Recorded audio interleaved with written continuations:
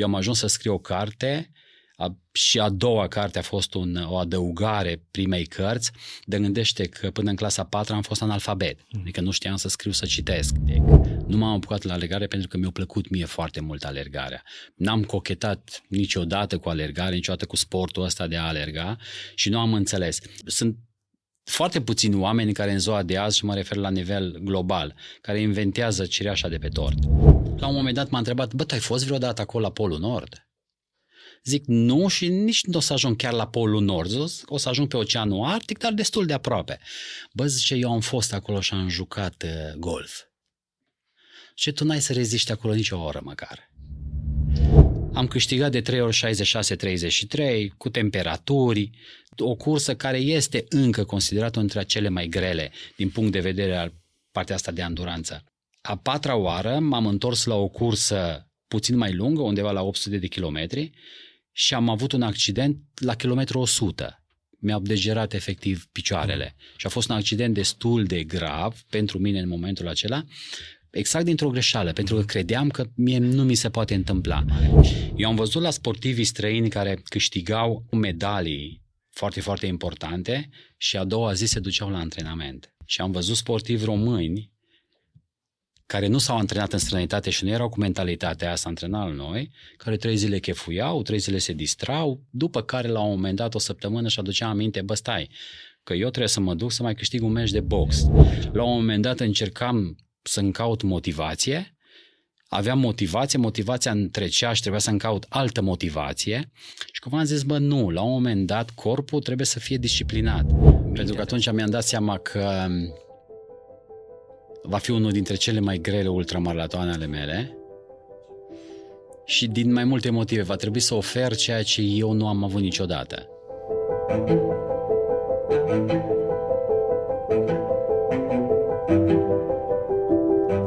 Main Ingredient nu este despre performanță, este despre ce se întâmplă în interiorul ei, despre lucrurile care nu se văd, despre gânduri, despre resetări, îndoieli, despre momentele în care nu mai știi dacă ești pe drumul cel bun, dar alegi să continui. Cu fiecare invitat desfacem povestea, strat cu strat, până ajungem la ce a contat cu adevărat. Momentul de reset, decizia care a schimbat tot. Și mai ales, ce a ținut în joc atunci când rezultatele nu apăreau. Pentru că, de cele mai multe ori, diferența nu se vede, se simte.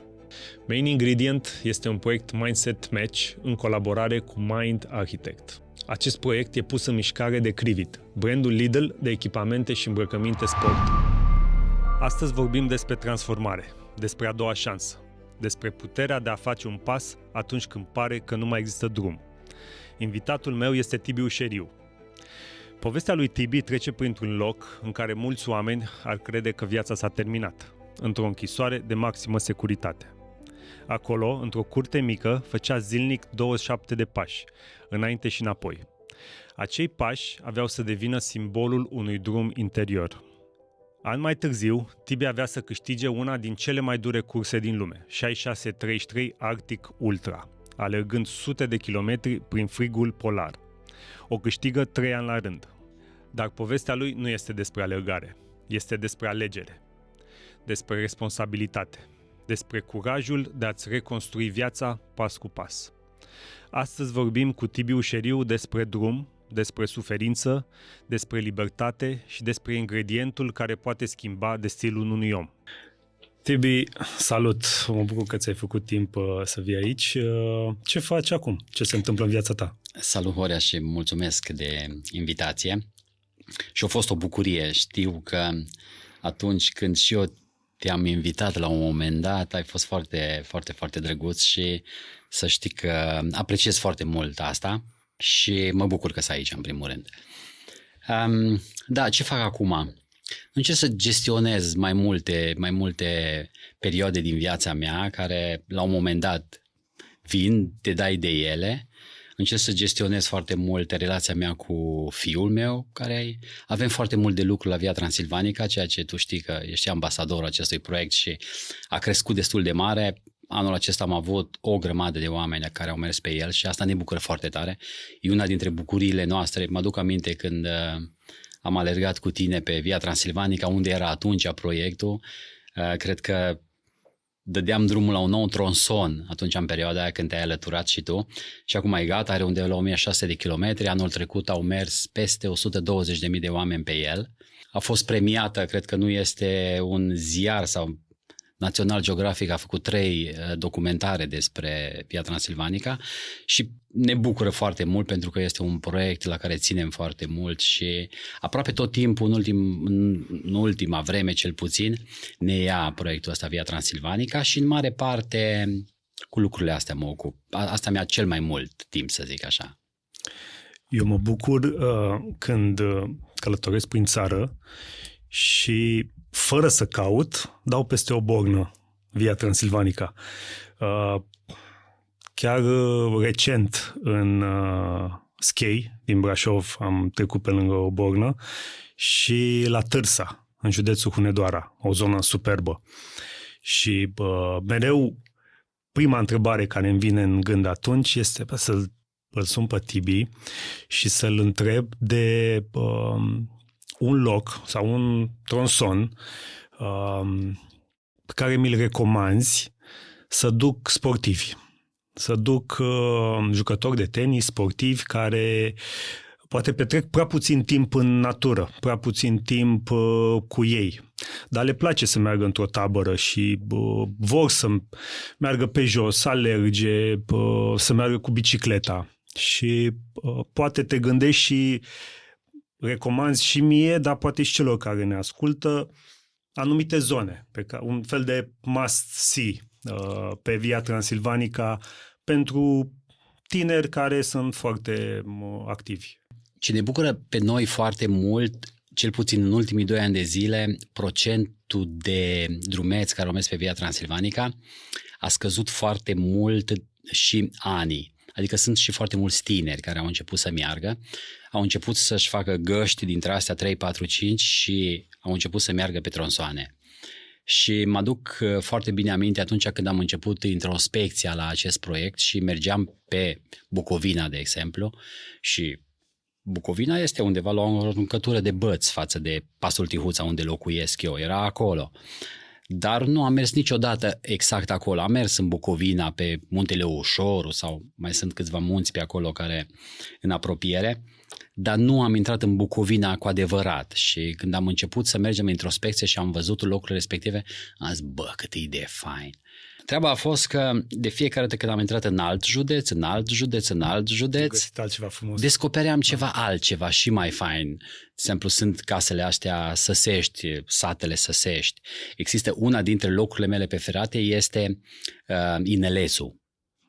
Inelețu este iar Târsa, iar o zonă foarte frumoasă. Fundătura Ponorului, care iară este extraordinară. Deci acolo poți să zici că acolo începe raiul din punctul ăsta de vedere. Mai ales că Via Transilvanica drumeții știu și nu trebuie să te aștepți la niște munți de ăștia imensi, făgărași, bucegi și nu sunt spectaculoși. Via Transilvanica asta face spectaculos pentru că diferă foarte mult prin localitățile prin care treci, satele, cătunele, te întâlnești cu tradiția, te întâlnești încă cu tradiția veche care era din moș strămoș și asta face lucrurile foarte frumoase. Acum, dacă ar fi să recomand, cred că unii sportivi aș zice din prima că le-aș recomanda Bucovina, pentru că Bucovina este și cea mai grea. Adică este o zonă unde altitudinea este destul de ridicată, ajungi undeva la o etapă să faci între 700 și 900 de metri diferență de nivel pe etapă, ceea ce nu este puțin, dar pentru început, dacă n-au mai fost, trebuie început cu ceva mai ușor. Și astea, cred că începând de la Ținutul de Sus, Sibiu iarăși este o zonă destul de frumoasă, Târsa este o zonă care nu este grea și este destul de accesibilă, dar în mare parte noi le recomandăm să meargă o zi, 2, să simtă, după care să înceapă să meargă o săptămână sau să facă traseu așa ca și în ghidul care noi îl recomandăm. Dar sunt zone și cred că pentru mine a fost, cred că puteam să merg la oricâte ore de geografie, să iau ore suplimentare, să fac o facultate de geografie și n-aș fi aflat atâtea lucruri despre țara noastră, despre relief și despre locurile care le poți găsi, de care nu știai, erau lângă tine acolo și nu știai de ele. Și fratele meu are o vorbă foarte faină, este ultima fereastră în care, via Transilvania, în care poți să vezi tradiția așa cum este ea cu adevărat de la strămoșii noștri. O să mergem. Dacă tânărul Tibi, înainte de detenție, pentru că am citit prima ta carte și acum o citesc pe a doua. Și în prima carte am citit cât de detaliat povestește experiența adolescenței, tinereții, a detenției și a ce s-a întâmplat după. Dar acum, începând a doua carte și cunoscând mai mult din ce faci acum tu, dacă tânărul Tibi de atunci, dinainte de detenție, ar vedea toate lucrurile pe care le faci acum, proiectele, implicarea în asociație, cursele arctice, căminul, faptul că ești tată, ce ar spune? Cred că s-ar speria, s-ar îngrozi, să zic așa, pentru că noi n-am fost creați pentru asta. Sau cel puțin atunci când părinții noștri au început creația la frații ăștia doi, Alin și Tibi, cred că nu le-au trecut nici lor sau nici nouă. Și astăzi stăm câteodată și ne întrebăm, datorită zonei din care provenim și știind un pic istoria zonei și oamenii, și este foarte greu să te ridici, adică este foarte greu să ieși din tiparul care era creat în zona aia. Și cu siguranță cred că s-ar îngrozi. Dar asta, să știi că nu aș ști să-ți spun 100% dacă ar fi mândru sau ar avea remușcări, pentru că tindem câteodată să fim nostalgici după timpurile alea, chiar dacă treceam prin momente de groază uneori datorită familiei sau datorită lucrurilor care se întâmplau atunci în perioada comuniștilor, cumva schimbarea de fiecare de aduce ceva nou, aduce spaimă, cum se zice la noi, adică frică. Și atunci ai nevoie de curaj. Curaj este un cuvânt care mie mi-a lipsit enorm de mult și atunci nu aveam curaj. Deci ca să vezi lucrurile departe trebuie să ai curaj și ca să poți să mergi mai departe ai nevoie de mult mai multe ingrediente ca să pui acolo. Deci cu siguranță cred că la noi atunci când vezi ceva și ți se pare așa, de obicei oamenii își fac o cruce și zic Doamne ferește. Cred că exact așa cred că ar face și acel Tibi de pe vremea aia să vadă ce facem noi acum, în zona respectivă cel puțin. Cât de mult contează mediul ăsta în deciziile pe care le luăm și comportamentul pe care îl avem și viața pe care ne-o creăm? Și dacă atunci când suntem adolescenți și trăim într-un mediu care noi simțim că ceva nu e în regulă, dar nu putem să ieșim din el. Ce am putea să facem în situația aia? Ce poate să facă un tânăr ca să iasă din mediul ăla și poate să-și creeze o altă cale? Horea, nouă ne-ar fi fost greu să putem să facem acest lucru, pentru că exemplele pe care le aveam noi atunci erau foarte limitate. Dreptul la informație era limitat. Puterea de a ajunge la informație era iarăși la fel. Astăzi umblăm cu Einstein în buzunar. Adică avem lumea într-un aparat. Ceea ce e mult, mult mai ușor. Ceea ce ne lipsește astăzi, cred că sunt filtrele care trebuie să le punem la fiecare informație și să găsim... Nu cred că va fi niciodată o formulă creată pentru asta. Mie îmi place domnul Mircea Miclea, un psiholog de la Cluj, mi-a plăcut foarte mult când a explicat. Deci astăzi, în vârful unei munte, poți să ajungi cu elicopterul, poți să ajungi cu un Jeep ATV-ul snowmobil sau poți să ajungi pe jos, pe el. Gândește care dintre aceste trei soluția ar fi cea mai bună. Și el zice așa, atunci când mergi pe jos, ceea ce tu dobândești până în vârful muntelui e foarte important pentru tot restul vieții tale. Bineînțeles că poți să ieși helicopterul, să-l plătești, te duc în vârful muntelui, dar nu o să ai niciodată experiențele care le-ai avut pe traseu. Deci experiențele care o să le ai până în vârful muntelui o să te ajută în viață. Și cred că până la urmă asta este. Noi avem soluția, doar trebuie să găsim filtrele care să putem să mergem mai departe și să găsim cea mai bună cale. Avem totul la îndemână, cred că asta ne lipsește foarte mult. În primul rând, dau exemplu, pe mine mi-a lipsit curajul, stima de sine, care nouă ne era de fiecare dată curmată, adică noi nu aveam dreptul să avem păreri când eram copii. Noi nu aveam dreptul, adică drepturile noastre erau foarte, foarte limitate. Și drepturile tale erau foarte bine puse undeva, scrise mare, invizibil pe un perete, pe care tu trebuia să le respecti. Astăzi nu. Astăzi, din propria experiență, pentru că sunt tată, văd cum funcționează și îmi dau seama, într-adevăr, mediul undeva la 80% cred că contează enorm de mult mediu pentru dezvoltarea ta. Și 20% este acea genetică pe care o ai tu, o are fiecare și se duce mai departe. Dar cred că mediul este una dintre cele mai importante dacă includem în acest mediu și educația, care mie mi-a lipsit în totalitate. Eu am ajuns să scriu o carte și a doua carte a fost o adăugare primei cărți, de gândește că până în clasa 4 am fost analfabet, adică nu știam să scriu, să citesc. Depinde doar de tine ca să schimbi, ca să poți să mergi mai departe și cum am zis, astăzi ai o grămadă de pârghii, poți să-ți găsești o grămadă de idoli cum erau pe vremea noastră sau oameni care să te inspire și cred că acolo avem nevoie de acele filtre. Oamenii care ne inspiră trebuie să fim foarte, foarte atenți cum ne alegem, pentru că ne poate influența foarte mult viața, mai ales adolescenților și văd și eu la un copil de 8 ani de zile, cum este fiul meu, vine cu idei, cu chestii pe care le află de la școală, de la alți colegi și atunci tu va trebui să le gestionezi foarte bine și lucrurile astea, să înțelegi de ce el nu are voie să aibă un TikTok, pentru că colegul lui are, să înțeleagă și atunci cred că gestionarea lucrurilor astea cred că va face până la urmă diferența atunci când va fi adolescent și când tu nu vei mai putea face nimic aproape.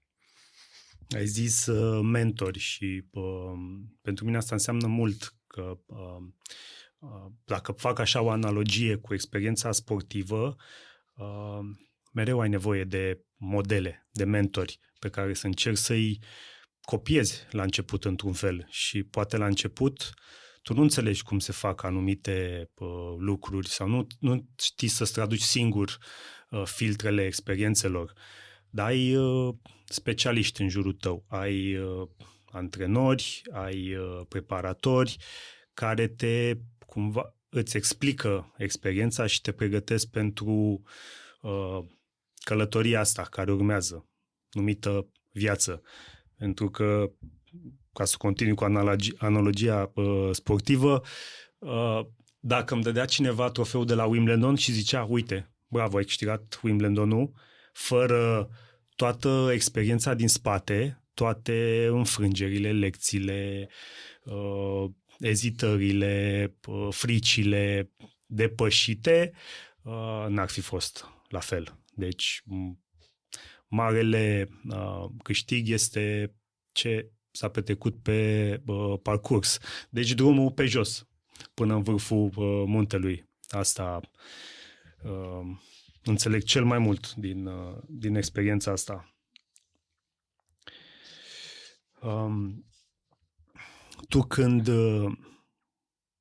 pleci într-o călătorie montană de distanțe foarte lungi, că astea îți plac ție, distanțele extreme, cum abordezi mental o astfel de călătorie? Pentru că la un moment dat se spune că corpul te lasă, mintea te lasă. Care e procesul tău interior acolo? Cum sună dialogul tău interior într-o astfel de călătorie? Mie asta mi-a plăcut foarte mult. Mă duc aminte atunci când îmi petreceam majoritatea timpului, adică majoritatea timpului, 23 de ore, mi le petreceam într-o celulă de 7 metri pătrați cu mine. Asta a fost una dintre modurile prin care am putut ca să încep să lucrez la mine și să fac schimbarea. Și acum, chiar dacă eu zic de fiecare dată, au fost 10 ani în care eu n-am învățat nimic, n-am învățat lucruri practice, dar am învățat din punct de vedere psihic foarte mult. Am învățat răbdarea, care iarăși este unul dintre ingredientele de bază atunci când vrei să ajungi departe. Pentru că dacă nu ai răbdare, niciodată nu o să poți să ajungi foarte, foarte departe. Pentru că graba, cum se zice la noi în zonă, graba strică treaba și la un moment dat nu o să funcționeze atunci când aștepți rezultatele imediate. Rezultatele imediate pot să aducă pe moment beneficii, dar pe o distanță foarte lungă, pe timp îndelungat, niciodată. Și atunci ai nevoie de răbdare. Mi-am cultivat răbdarea foarte mult acolo și bineînțeles partea asta psihică de a îndura, să zic așa. Asta mi-a și plăcut. Eu cel puțin atunci când m-am apucat de alergare, eu m-am apucat să lucrez la mine să mă vindec. Nu m-am apucat la alergare pentru că mi-a plăcut mie foarte mult alergarea. N-am cochetat niciodată cu alergare, niciodată cu sportul ăsta de a alerga și nu am înțeles. De aia ai subliniat foarte bine cu mentorii.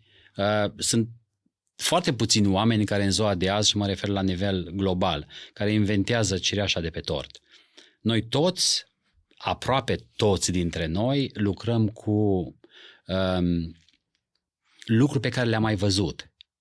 Acum că vrem noi să le facem diferit, să le facem mai bine și atunci avem nevoie de mentori, avem nevoie de oameni care să ne explice pașii prin care ei au trecut și au învățat, ca noi să nu mai greșim, să sărim peste. Și atunci pentru noi e un avantaj. Putem să accelerăm puțin lucrurile astea de a învăța. Mie mi-a plăcut foarte mult cel puțin să zic așa, mi-a plăcut la mine. Eu m-am autoeducat foarte mult. De-aia am vrut la un moment dat să rupem lanțul ăsta al agresiunii față de copii.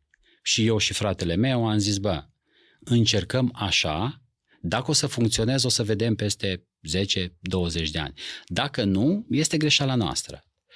Mama și astăzi este foarte convinsă că datorită educației pe care eu am avut-o, astăzi sunt în punctul ăsta. Ceea ce din punctul meu de vedere e foarte greșit, din punctul de vedere nu. Exact asta o să vedem și noi peste 20 de ani, poate dacă nu îi agresăm noi, poate o să ne agreseze ei. Și asta mi se reproșează din partea mamei, de exemplu. O să vedeți când o să vă bată ei. E posibil. Nu zic nu. Dar am zis, hai să încercăm altceva. Și clar că de fiecare dată am plecat cu mentalul într-o cursă, gândindu-mă că dacă a mai reușit cineva, aș putea să fac și eu asta. De-aia, iar ne întoarcem la mentor, la oameni care ne inspiră, la oameni care fac lucrurile și am zis, de ce am nevoie? Și am luat să văd lucrurile care credeam eu că pot să le fac cel mai bine și alergarea era unul dintre lucrurile le făceam cel mai rău în acea perioadă. Dar mi-am dat seama că într-o cursă de 600 de kilometri, 800 de kilometri, nu e nevoie de alergare foarte multă. E nevoie să înduri temperaturi de minus 30, 40, cât or fi până la urmă acolo, să înduri oboseala care la un moment dat o să vină, halucinațiile pe care le vei avea într-o cursă și dacă poți să faci aceste lucruri, ai o șansă să mergi mai departe. Și cred că cu aturile astea eu am plecat într-o cursă. Dar cum am zis, eu eram într-o perioadă unde mă vindecam foarte mult, eram într-o perioadă în care singurătatea era bucuria mea.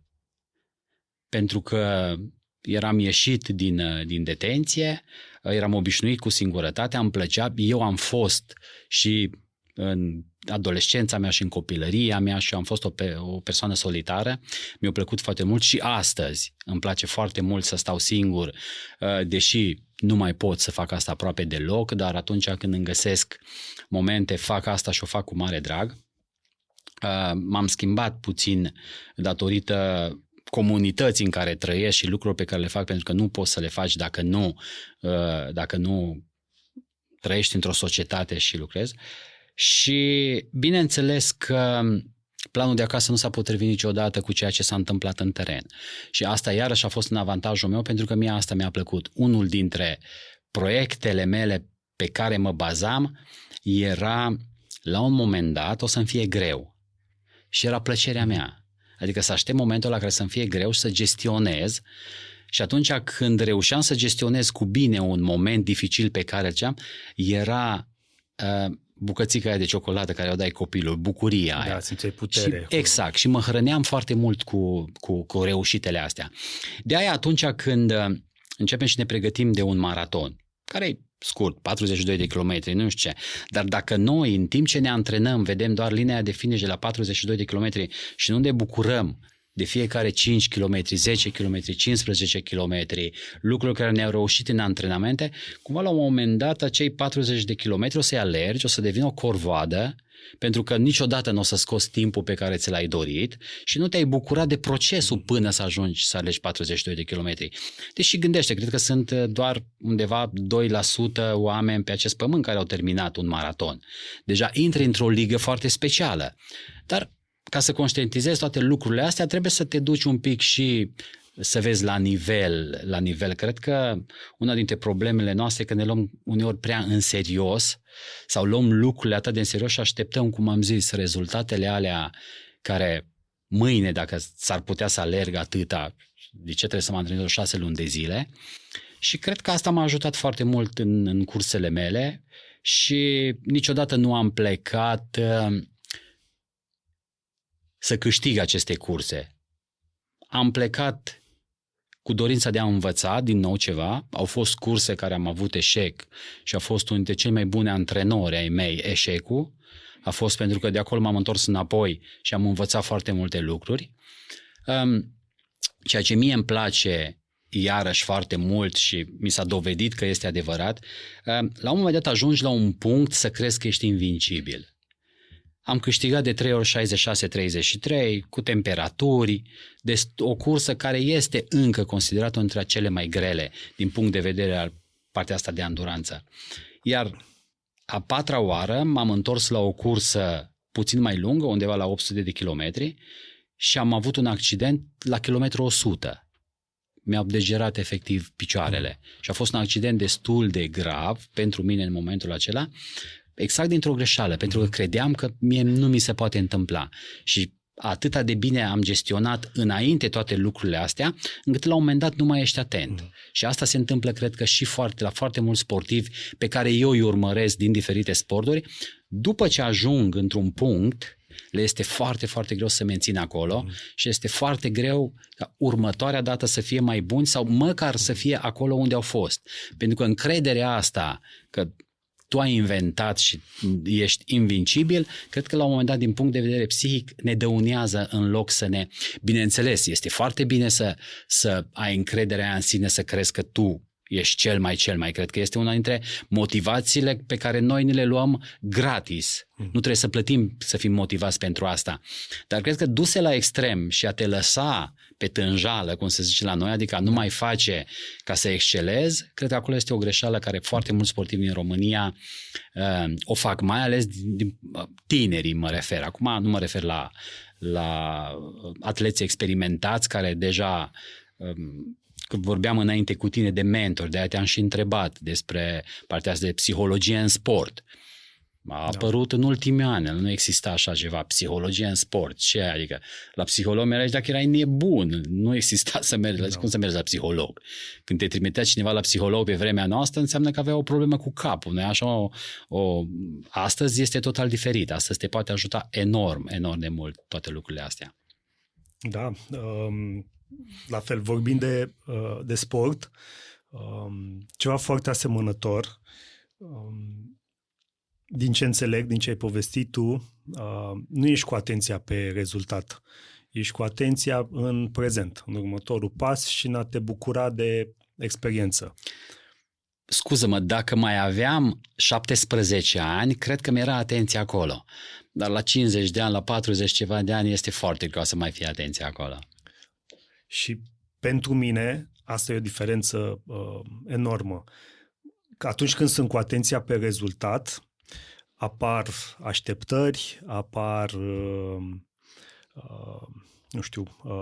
schimbări de gânduri și poate dezamăgiri, poate frustrări că nu sunt acolo, că n-am ajuns și toate gândurile astea de fapt mă împiedică să acționez cât de bine pot acum, în momentul ăsta. Și implicit să mă bucur de experiență. Dacă tot timpul mă gândesc la rezultat și am așteptări, nu sunt în prezență și nu pot să mă bucur de experiență și de lecțiile care se întâmplă. Și într-adevăr, sunt mulți sportivi care au această mentalitate și abordează și cu atenția pe proces și ajung la o performanță. Și acolo se schimbă identitatea. Deodată cred că au ceva de pierdut și le e teamă să piardă acel statut, acel titlu sau acele puncte și atunci ceva intervine, se schimbă gândirea. Și nu mai ești atent pe proces și pe prezență, ești atent să nu pierzi titlul pe care l-ai câștigat. Și atunci începi să cazi, pentru că ca tu să ajungi în vârf, tu n-ai fost cu atenția pe rezultat, ai fost cu atenția pe proces. Dar e jocul ăsta al exteriorului care îți poate influența foarte mult mentalitatea. Și trebuie să fii foarte atent cu lumea ta interioară, cu gândurile, cu atitudinea. Și sunt curios dacă și înainte să fii în spațiul ăla în care erai doar tu cu gândurile tale, dacă tu ai avut practica asta a introspecției, a atenției în interior, la gândurile tale, știi, să te gândești ce se întâmplă cu tine. Sau atunci a început? Mie mi-este foarte, foarte greu să-mi imaginez procesul unui sportiv de performanță datorită faptului că sunt un sportiv amator și îmi dau seama de câte resurse din toate punctele de vedere ai nevoie ca să poți să întreții mental, financiar, fizic, să gestionezi o familie și să poți să te și antrenezi. Mă refer aici ca și sportiv amator. Atunci când te duci la un nivel de sportivi profesioniști, cred că trebuie să-ți dedici viața acelui lucru. E un mod de viață. Și cred că asta este cel mai greu pentru noi, să ne dedicăm ceva în cu totul acelui lucru. Și cred că aici face diferența între norvegeni, vezi ultima olimpiadă, mentalitatea lor și mentalitatea noastră. Cred că acolo e o diferență foarte mare. Eu am văzut la sportivii străini care câștigau, aici mă refer la sportivi profesioniști, care câștigau medalii foarte, foarte importante și a doua zi se duceau la antrenament. După ce au câștigat titlul, a doua zi plecau la antrenament. Și am văzut sportivi români care nu s-au antrenat în străinătate și nu erau cu mentalitatea asta antrenat la noi, care 3 zile chefuiau, 3 zile se distrau, după care la un moment dat, o săptămână, și aducea aminte, stai, că eu trebuie să mă duc să mai câștig un meci de box. Aici am dat un exemplu pentru că știu un exemplu exact. Trebuie să câștig un meci de box pentru că am o următoare gală. Și bineînțeles că s-o prezentat la următoarea gală și o luat-o urât de tot. Și o luat-o de la o categorie foarte care nu-ți imagina înainte. Și exact asta este o mentalitate pe care cred că o dobândești. Cum am zis, la mine a fost o chestie care intuitiv. Eu, cum am zis, eu am început să alerg, mi-am dat seama că îmi face foarte bine, am început să povestesc cu mine în cursele care le făceam, să pot să mă descoper din mai multe puncte de vedere, să-mi dau seama că pot să-mi depășesc lucruri pe care nu-mi imaginam că pot să le depășesc și efectiv în mintea mea pot să mă aranjez toată viața exact așa cum trebuie. Dar acum să zic eu că după o cursă sau înainte de o cursă am intrat într-o introspecție și am încercat să reglez foarte multe la mine, nu a mai fost cazul pentru că eu n-am căutat niciodată performanța în acest sport sau în ceea ce am făcut și nici nu poți să faci, nu este alergarea de ultramaratoane extreme, nu este un sport, este o nișă mică care sunt oameni care la un moment dat vor să facă și altceva și atunci ai nevoie de câteva sacrificii, câteva lucruri ca să poți să ajungi acolo. Dar cred că în sportul de anduranță foarte puțini atleți intră cu adevărat în acel sport și să-l dezvolte, să-și îmbunătățească. Este foarte diferit să-ți îmbunătățești rapiditatea și partea asta motorică, într-un sport, de exemplu, dau exemplu tenisul, și partea de anduranță. Sunt două lucruri total diferite. Mă aduc aminte că atunci când am câștigat prima dată cursele, mă întrebau oamenii, dar acum poți să te duci, că câștigi maratoane, la Cluj, ești cel mai bun. Știi, este foarte greu să faci diferența. Niciodată n-ai să câștigi. Pentru că va trebui să te antrenezi 10-15 ani să alergi un cross ca să-l câștigi sau un maraton. Este foarte diferit aici. Și cred că aici, atunci când ești tânăr și te gândești foarte mult, să excelezi foarte mult, ai nevoie de toate lucrurile astea. Dar cred că pentru ceea ce am făcut eu nu am avut. Cred că a fost mai mult partea asta să îmi iau eu ce am nevoie din cursa respectivă, dacă pot să fac și o figură bună, și asta m-am bucurat foarte tare și cumva mi-a ridicat stima de sine, dar cu adevărat după cursă să iau să studiez cursa, cum se face la voi, meciuri sau meciuri de fotbal, să le studiezi, să vezi unde ai greșit, să vezi, nu se face și cred că nici nu mai suntem la o vârstă la care să mai începem cu lucrurile astea, deși cu siguranță cred că și aici am putea excela și ar putea să faci lucrurile mai bine, dar vorbesc din punct de vedere personal, nu.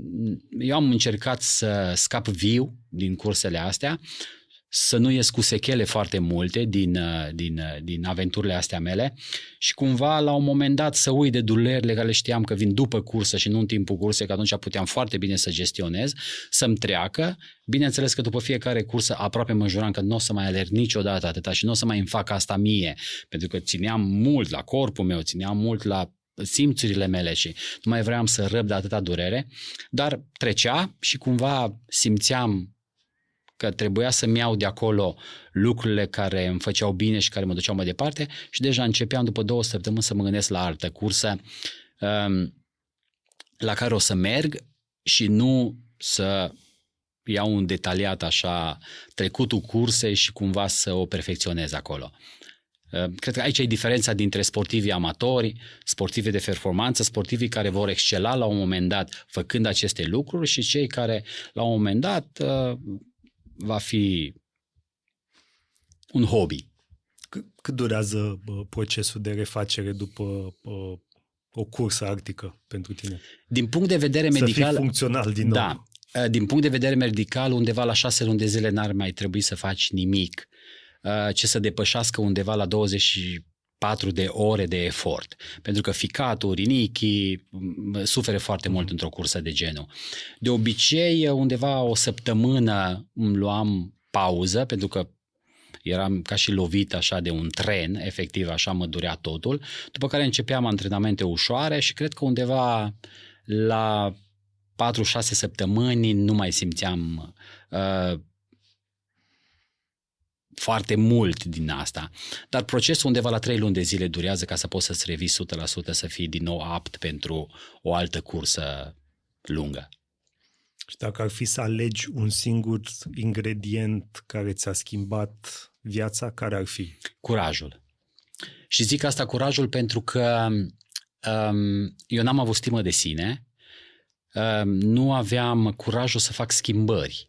Pentru că noi să nu avem tentația atunci când avem ceva, să ne bucurăm de ceea ce avem și să nu avem nevoie de mai mult. Să ai nevoie de mai mult, la un moment dat este frica de necunoscut, ceea ce va veni și nu aveam curajul ca să facem schimbările astea. Și cred că unul dintre ingredientele care pe mine m-a ajutat enorm de mult a fost curajul să vorbesc în primul rând, curajul să iau decizii pentru mine și de a trece peste stigma oamenilor cu care la un moment dat vrei, nu vrei, te confrunți. Adică un hoț va rămâne un hoț aproape toată viața lui, deci stigma asta va rămâne de fiecare dată, comunitatea te va judeca oricum și dacă ai făcut bine și dacă ai făcut rău, la un moment dat tot te judecă o parte din comunitate. Și atunci va trebui să ai curajul să poți să gestionezi toate lucrurile astea și zic să ai nevoie de curaj, mă refer și atunci când trebuie să ai curaj să poți să și ignori unele lucruri și să mergi tu mai departe. Dacă ție îți fac bine, mergi mai departe și la un moment dat o să vadă rezultatele. Și mie asta mi-a lipsit enorm de mult și pun foarte mult și cred că și tinerilor, unul dintre lucrurile pe care eu de fiecare dată le sugerez este curajul de a merge mai departe indiferent de ce se întâmplă. Cum arată asta într-o zi obișnuită? Adică îți identifici activități sau lucruri pe care vrei să le faci și dacă apare un gând de frică sau ceva, te duci acolo și îți aduci curajul să depășești acel moment. Cum arată asta într-o practică zilnică? Până acum, e clar că pe tot procesul ăsta la un moment dat o să vină și momentele alea de frică, de eșec, frica de necunoscut și cred că mie mi-a plăcut de fiecare dată atunci când se întâmplă să încerc să gestionez, pentru că asta a fost abilitatea mea. De exemplu, mă gândeam că o să zbor 20 de ore, o să mă duc la 8.000 de kilometri departare, o să cheltui o grămadă de bani. Am povestit jumate din sate de la mine că mă duc la o cursă și aș vrea să fac o figură și mă gândesc ce o să zică ăia și cumva deja pentru mine era o motivație. Doar aceste 3 lucruri pe mine mă motivau foarte mult. Fac aici o mică paranteză și mă aduc aminte că la primele curse, din punct de vedere financiar, eram foarte, foarte rău. Mi-era foarte greu să adun bani de taxă, bani de avion și de toate lucrurile astea. Echipament, care costa foarte mult, pregătirea, că și când te pregătești ai nevoie de partea asta și mi-era foarte greu ca să gestionez din salariul meu. Și am mers la o firmă care este la noi în oraș, destul de mare era în perioada aia și am cerut pentru un bilet de avion. N-am cerut bani să-mi cumpere bilet de avion pentru că avea o firmă care se ocupa și cu o agenție de turism. Și m-am dus și am vorbit cu șeful de acolo și la un moment dat, după ce am povestit eu toată ideea mea și așa, eram necunoscut. Ba nu, eram un hoț. Pe partea asta eram cunoscut. Și la un moment dat m-a întrebat, tu ai fost vreodată acolo la Polul Nord? Zic nu și nici nu o să ajung chiar la Polul Nord, o să ajung pe Oceanul Arctic, dar destul de aproape.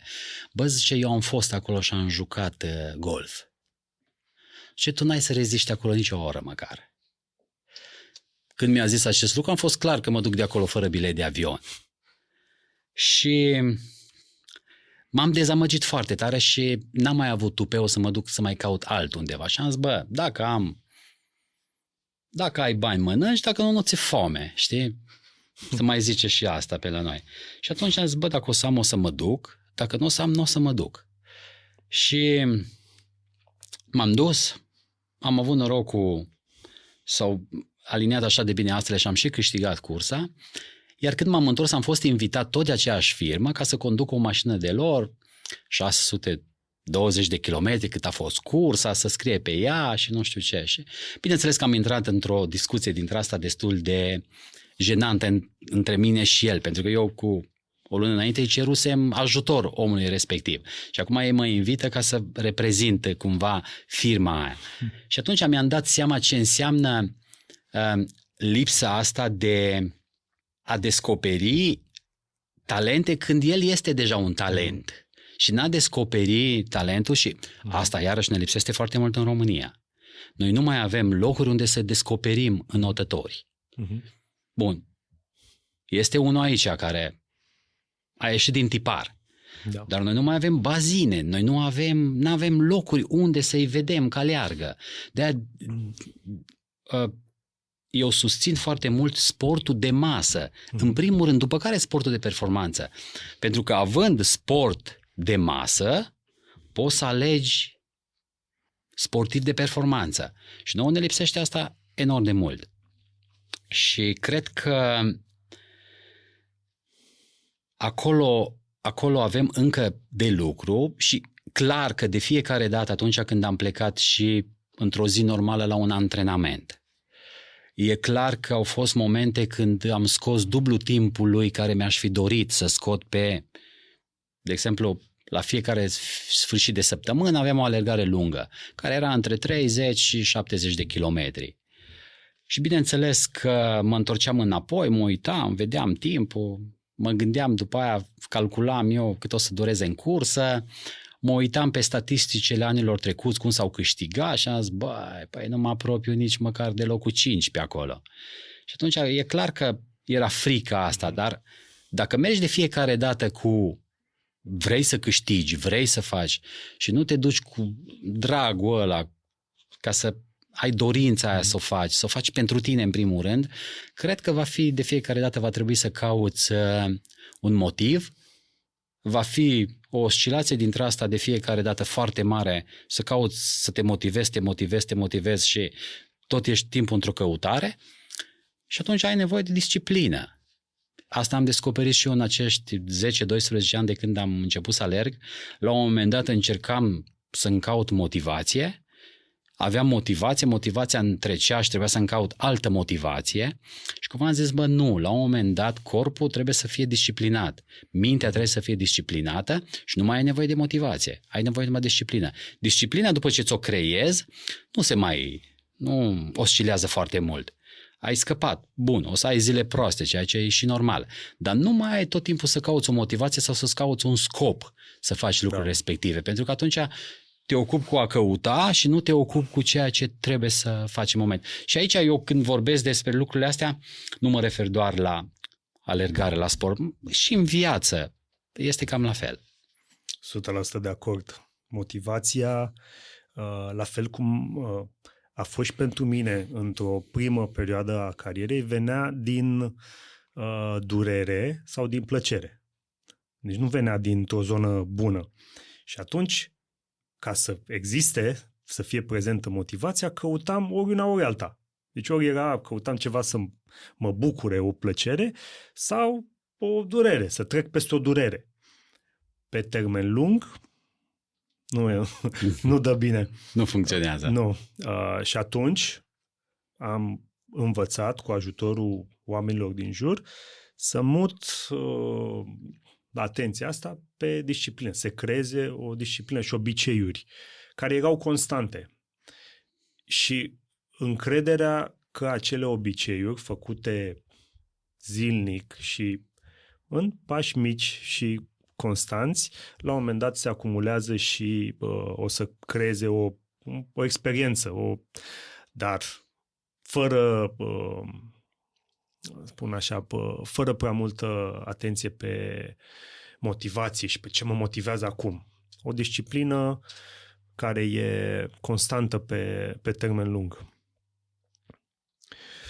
Care e pentru ceul tău acum?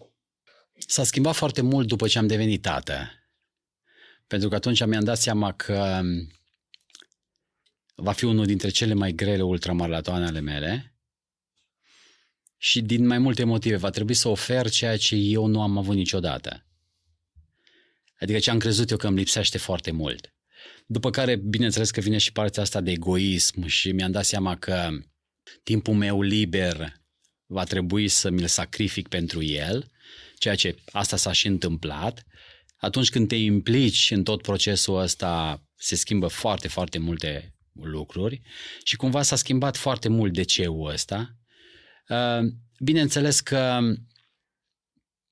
am început cu fiul meu, cred că de pe la vârsta de vreo 4 ani de zile, să povestesc cu el și despre partea asta întunecată a vieții mele, pentru că n-am vrut să-l las să afle el astăzi când merge la școală, să afle despre toate lucrurile astea și am încercat cumva prin joacă la început, după care să explic. La un moment dat am început să merg să motivez prin penitenciare, să vorbesc cu oamenii și i-am explicat ce înseamnă un penitenciar, ce înseamnă toate lucrurile astea și cred că unul dintre lucrurile care pe mine mă bucură foarte mult o să fiu un tată exemplu și din punct de vedere negativ și din punct de vedere pozitiv. Alegerea de fiecare dată îi zic, chiar dacă e la o vârstă, va fi a lui la un moment dat, pentru că nu o să pot să aleg pentru el la un moment dat. El va alege, dar din poveștile mele și din lucrurile pe care o să arăt, va ști foarte, foarte bine țintit ce să aleagă.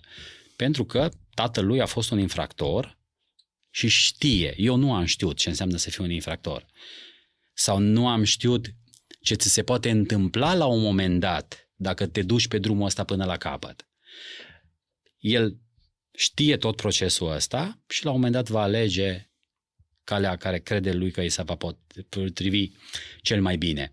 Și asta mă motivează foarte mult și unul dintre lucrurile înainte mă bucura foarte mult alergarea, mă bucura foarte mult procesul ăsta care mi se întâmpla după o alergare, mă hrăneam cu durerea aia pe care o primeam atunci pentru că cumva pentru mine era terapie și pentru că am suferit atâta durere, aveam nevoie de o durere și pentru că în alergarea de anduranță, alergarea de lungă distanță, la un moment dat doare și puteam cumva să o compar cu cealaltă durere și puteam să îmi plăcea, am descoperit că îmi face foarte bine timpul petrecut cu el, cu fiul meu și mi-a dat un sens. Și cel puțin ce se întâmplă în ultima vreme, pe lângă partea asta profesională, cu proiectele care le am, cred că este una dintre lucrurile cele mai importante și cam DC-ul meu, în mare parte, în ultimii ani se învârte împotriva lui, în jurul lui, nu împotriva lui, în jurul lui și asta îmi face foarte bine din foarte multe puncte de vedere. În primul rând pentru că îmi trăiesc copilăria, mă duc aminte când mergeam și cumpăram, acum nu mai își ia foarte multe jucării, dar încercam să-l influențez la jucării, după care mi-am dat seama că îmi plac mie și nu-i plac lui și mă abțineam să-i sugerez eu să-și ia alea pentru că îmi plăceau mie. Îmi trăiam copilăria prin el cumva. Și astăzi îmi trăiesc copilăria prin el și asta mă bucură foarte tare că mai pot să recuperez și eu una alta din copilăria mea. Care e modul tău preferat de a-ți petrece timpul cu băiatul tău? Avem multe. De exemplu, în weekend acum am urcat. Noi avem un munte acolo de vreo 1970 de metri, se numește Bistriciorul, unde l-am dus din primul an. Când am plinit un an, l-am luat în spate, cred că primii 3-4 ani, de fiecare dată de ziua lui, l-am dus în vârful muntelui și am mâncat acolo un tortuleț. Acum am început în ultimii ani să-l duc și iarna și sâmbătă, de exemplu, am petrecut o zi, am urcat până pe vârful Bistricior, acum el și schiază și am coborât împreună pe schiuri jos de pe munte, ceea ce este un mod foarte, foarte, foarte fain pentru mine îmi face foarte, foarte bine. Ne dăm cu bicicleta, nu-i place să alerge, ceea ce mă bucură foarte mult, aleargă, da, foarte puțin.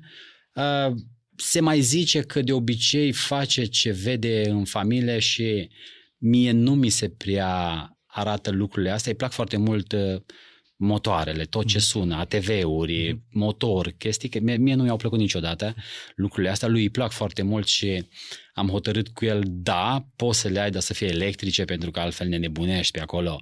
Nu mai știm și în vârful muntelui ar fi păcat să sune toate lucrurile astea pe acolo. Deci are și alte deprinderi care le vede la mine și ce mai vede el în familie. Facem greu împreună teme, dar încercăm încercăm să le gestionăm toate lucrurile. Ce stil de tată ești? Ești foarte protector sau vrei pentru el să trăiască experiențe, să-i fii alături și să-l susții, dar cumva să treacă singur prin ele și să le învețe?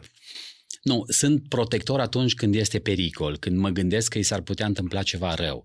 Nu, mama lui este foarte, foarte protectoare și cumva ne compensăm foarte mult din punctul ăsta de vedere. Eu încerc să mai dau o bluză jos de pe el, să-i mai fie și rece, pentru că mie îmi place asta și la un moment dat cred că una dintre abilitățile pe care noi le-am pierdut sunt astea, confortul în care trăim.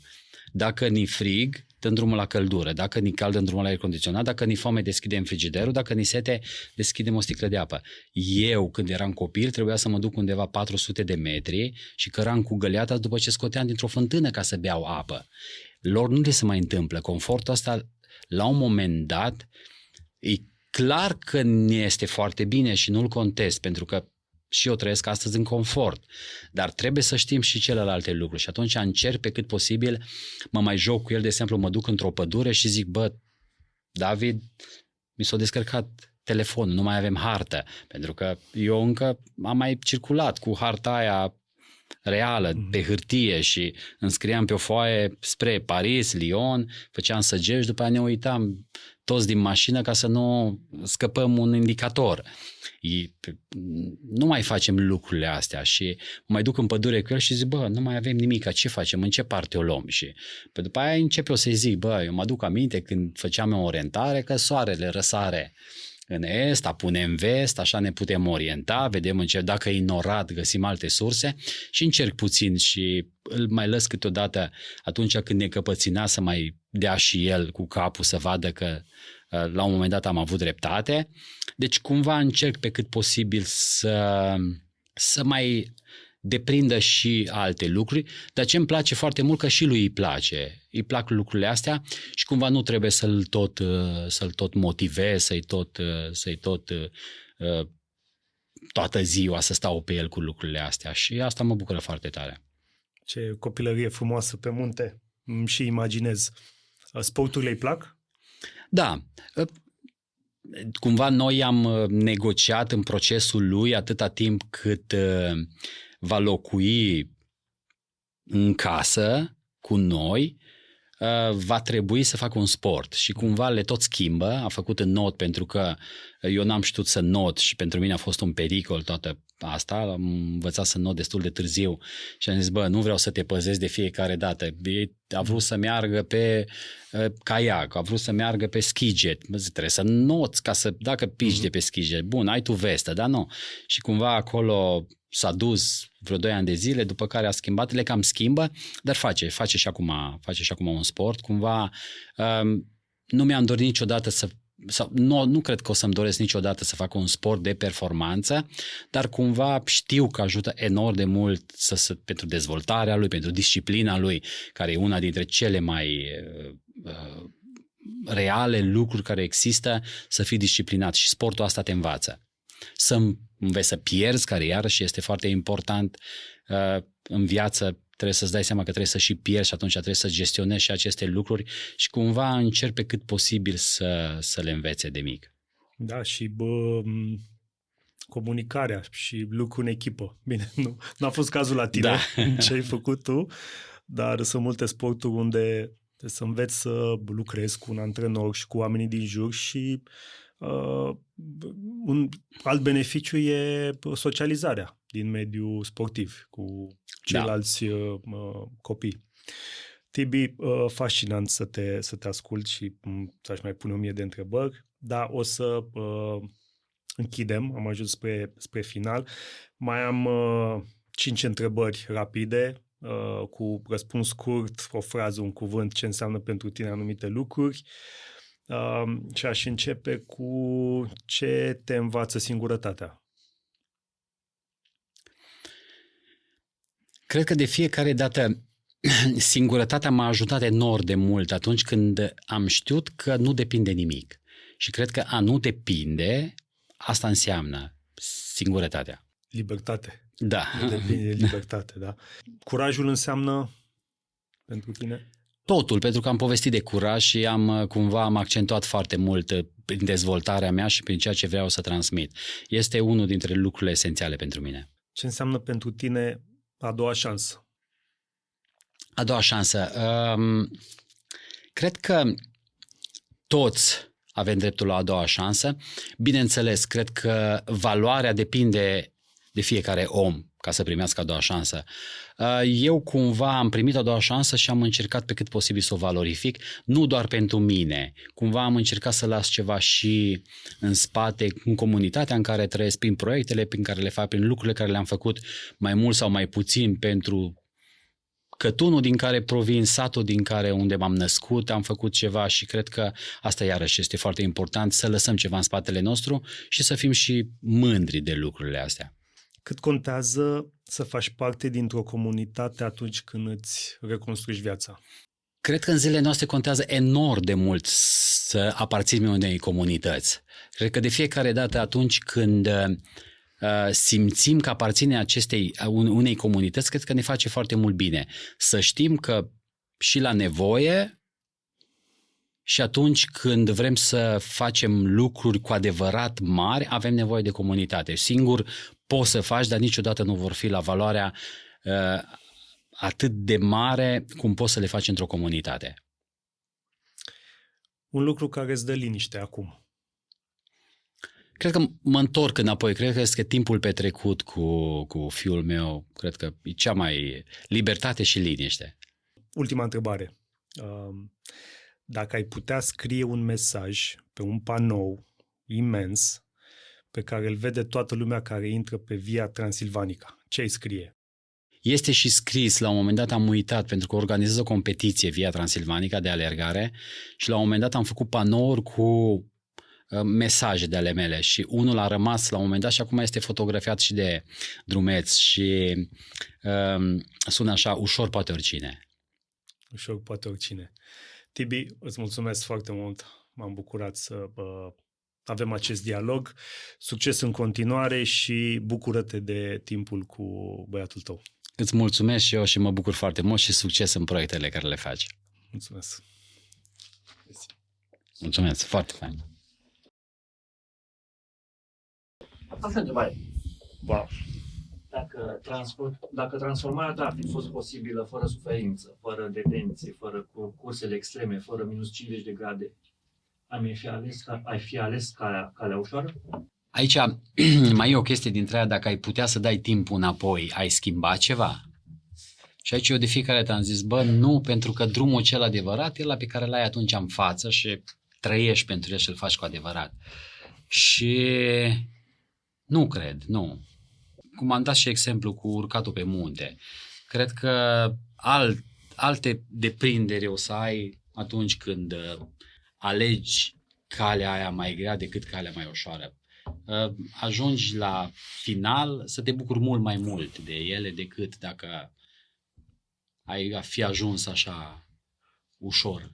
La minus 50 de grade, când ești privat de somn, ești obosit, ești epuizat, e clar că mintea a cedat. Ce te face să mergi, să continui, să termini linia, să treci linia? Bun, acum minus 50 de grade cred că am prins în 2016 odată și a fost într-o noapte când s-a atins cea mai scăzută temperatură. Undeva era între minus 35, pe acolo era media. Pe acolo era media. Dar sunt curios ce e în capul tău și ce te face, ce te motivează să mergi mai departe? Deci, am încercat de fiecare dată să nu mă duc până la limită, adică să nu am o limită. Cel mai greu era după a treia, patra zi când începeau halucinațiile. După ce începeau halucinațiile, era foarte greu să gestionez. De exemplu, noi trăgeam după noi congelatorul. Adică toată mâncarea noastră, pentru că e o cursă aproape 99% self-sufficient, știi? Și trebuia să-ți duci toată mâncarea și cu mâncarea nu puteai să-ți o iei de pe parcurs, trebuia să o cari toată.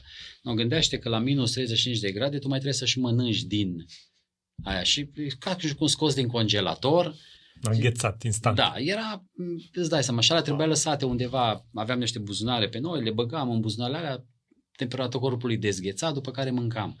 Și asta era, la un moment dat, foarte greu să gestionăm. După ce începem să avem halucinații, oboseală, toate lucrurile astea, știi, să avem grijă de toată chestia asta.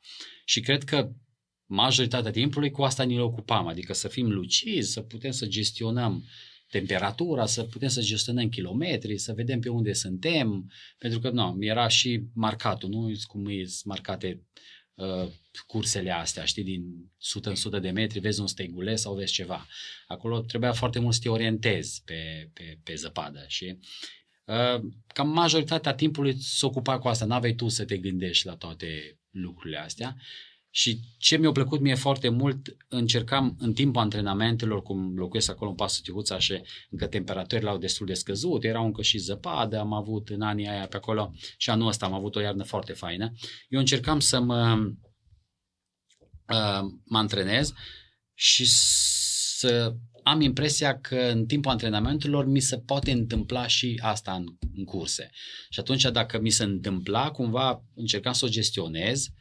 Și dacă mi se întâmpla și în cursă, mi era mult mai ușor. Adică să fac în timp real, cumva, lucruri care mi s-ar putea întâmpla acolo. De am început să stau și am stat în copcă până am intrat în hipotermie, de exemplu.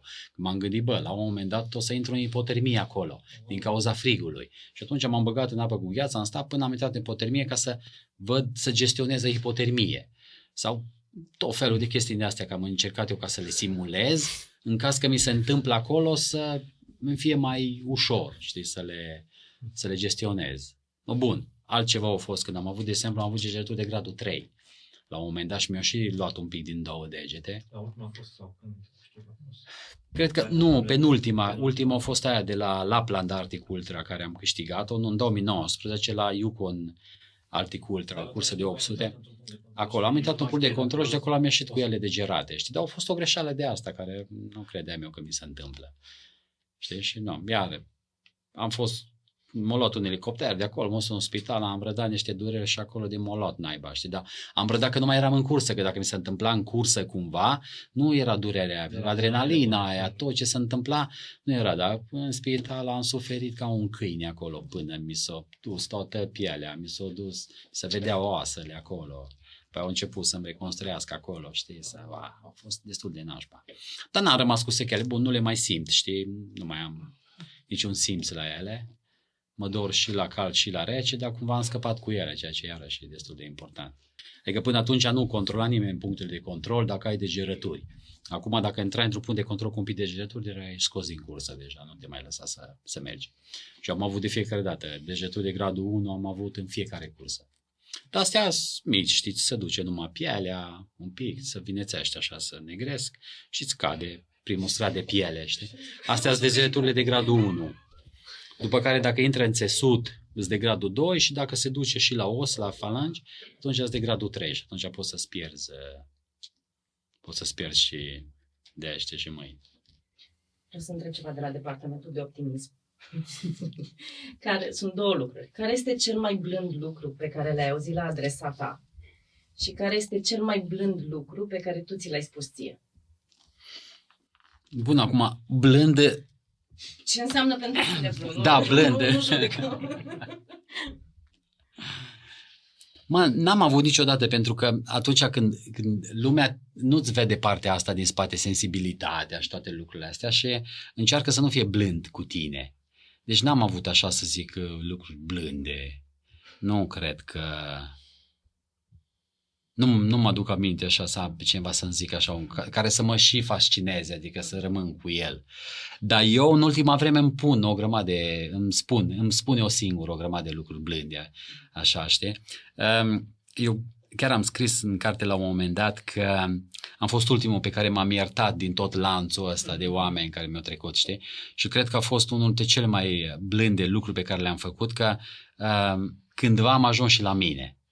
Știi? Și să zic, gata, adică trebuie să lași totul, trebuie cumva să mergi mai departe și cred că asta a fost cea mai blândă perioadă când am conștientizat că la un moment dat trebuie să ajungi și la tine, știi, ca să zici, e ok aici, nu, mai mult nu poți să dai, nu poți să faci, asta îi. Și cred că asta a fost cel mai fain. Gest de blândețe, să te ierți. Da. Poți să zic ceva? Da, păi cred că categoria de blândețe? Vă rog. Ai un dar al povestirii foarte frumos. Mulțumesc, să rămână. Foarte frumos. Să rămână. Super. Acesta este un material gratuit prin care echipa Mind Architect contribuie la dezvoltarea personală și la cunoașterea de sine fundamentate în știință. Dacă vrei să aprofundezi subiectul pe care tocmai l-ai ascultat, devină și tu membru Mind Architect Premium, unde ai acces la peste 130 de materiale audio-video, rezumate infografice și recomandări de resurse. În plus, și poate cel mai important, întâlnirile MA Live, unde poți intra în direct cu echipa noastră pe teme care te interesează. Și acces la grupul de Facebook privat, unde ținem aproape de comunitatea abonaților. Iar dacă vrei să înveți în ritmul tău, te așteptăm pe mindarchitect.ro în secțiunea Online Academy, unde te așteaptă cursuri certificate, cu informație clar organizată, cu suport vizual excelent, teste și studii de caz. Poți asculta în continuare gratuit episoadele de podcast Mind Architect pe rețelele de podcasting precum Spotify, Apple Podcasts, YouTube și pe mindarchitect.ro. Iar dacă ți-a plăcut acest episod și crezi că i-ar face viața mai bună cuiva cunoscut, ne-am bucurat tare să ne ajuți cu un share. Conținutul Mind Architect nu este destinat și nici nu trebuie interpretat ca fiind utilizabil pentru a diagnostica, trata, atenua, vindeca, preveni sau un alt mod a fi utilizat pentru orice boală sau condiție medicală. Nu reprezintă substitut pentru consultație psihologică sau pentru muncă terapeutică.